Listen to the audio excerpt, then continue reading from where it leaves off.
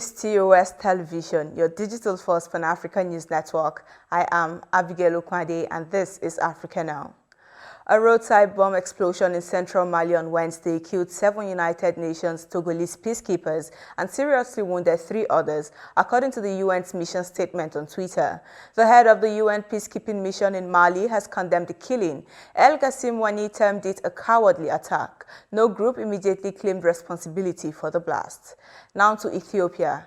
The United Nations World Food Programme has halted food distribution in Kombolcha and Dessie towns after looting of supplies at warehouse that staff were unable to stop due to intimidation, including being held at gunpoint, according to the UN. The incident will worsen malnutrition and prolong food insecurity in northern Ethiopia, where an estimated 9.4 million people across Tigray, Amhara and Afar regions need critical food assistance, UN spokesman Stephanie Dujarric said.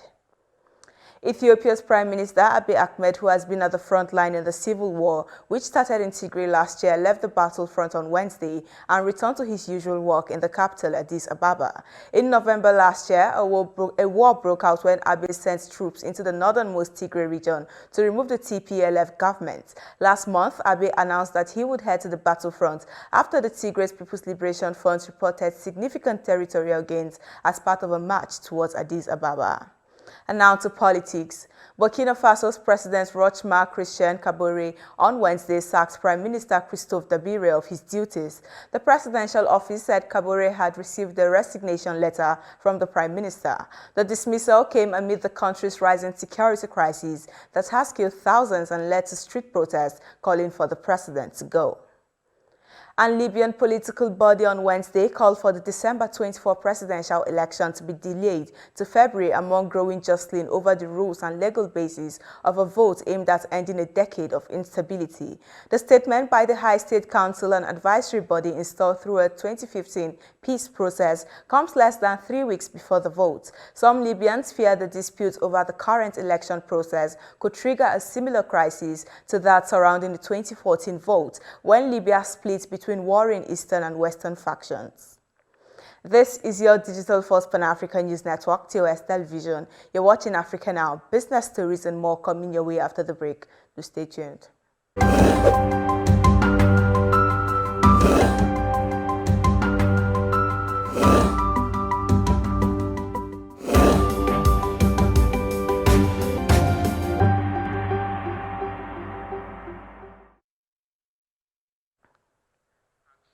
Welcome back in business. Kenya's public debt increased by about $7.75 billion in the year to September to hit $70.8 billion due to accelerated external and domestic borrowing, the National Treasury said in a report released on Wednesday. Of the gross public debt that stood at $63.05 billion at the end of September last year, 50.8% was external and 49.2% domestic. Now in November, Sudan was unable to access $650 million in international funding, the finance minister of the dissolved government said. The funding was seen as crucial in helping Sudan emerge from decades of isolation and supporting a transition towards democracy that began with the 2019 overthrow of Omar al-Bashir. The pause of the assistance after the October 25 coup puts in doubt basic import payments and the fate of economic reforms. Still in business, police in Malawi have arrested former finance minister Joseph Nwanveka and former central bank head Dalitso Kabambe on charges of abuse of office and fraudulent accounting. A police spokesman said the two, while serving in their respective positions, allegedly procured and masterminded the falsification of financial records with intent to help Malawi secure a loan from the International Monetary Fund. The two deny wrongdoing, calling the arrest a political witch hunt. Now moving away from business. A new study has found that only 40% of Africans support the idea of COVID-19 mandatory vaccination that could potentially accelerate vaccine uptake and the attainment of herd immunity. It also found substantial vaccine hesitancy among Africans living in Africa as well as in the diaspora. Only 63% of participants will receive COVID-19 vaccination as soon as possible, and an additional 5% will receive vaccines after considering their safety among earlier vaccinated individuals. The findings of this cross-sectional online survey among African residents in 29 African countries and Africans in the diaspora are published in a peer-reviewed journal, PLOS ONE.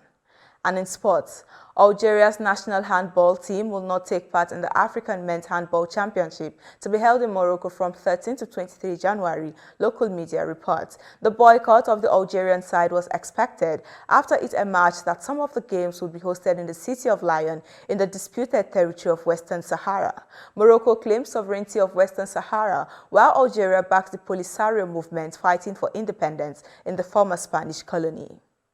And that is it on Africa Now. For more updates, do visit our website at www.TOS TV Network.com. Do follow us and like our social media handles on Facebook, Twitter, and Instagram. And remember to subscribe on YouTube. Do stay with us and enjoy more programs on TOS Television Network. I am Abigail Okwade. Thanks for watching.